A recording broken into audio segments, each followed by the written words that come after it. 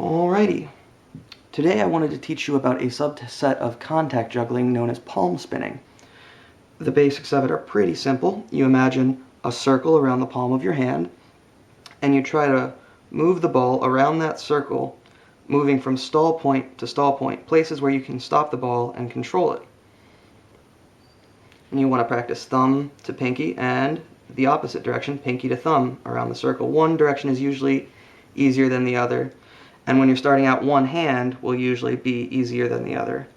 Personally, I found that my non-dominant hand was much easier to learn. I think that's just because there was more ingrained muscle memory in my dominant hand already.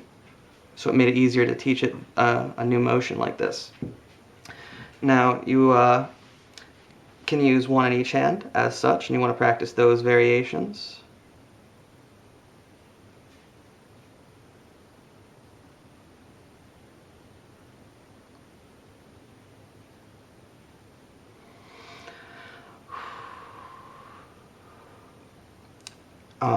Now you can get on to using two balls in one hand.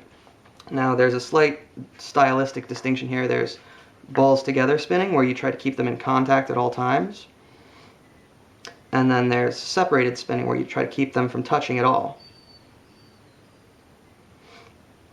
Both have their own merits and, have their own difficulties, so that's that. Then you can start using patterns with both hands having two balls. So obviously you have the same direction. One that feels a little bit more uniform is going out or both in.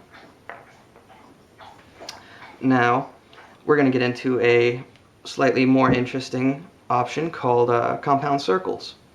You can move the ball in a circle around your hand, but you can also move your hand in a circle underneath the ball, which can create, in this case, an isolation. I'm isolating the ball in one spot by rotating my hand underneath while it rolls in the circle around the palm. Now you can also use two balls to demonstrate this technique, where one seemingly rotates around the other, the isolated ball. Now this is what I would call a pro-spin compound circle. The palm circle is the same direction as the ball circle. Now if you move your palm in the opposite direction as the circle, you can get an anti-spin pattern.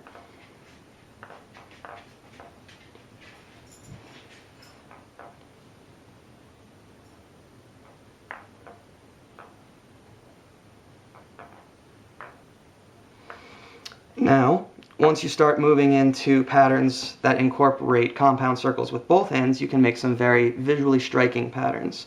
For example,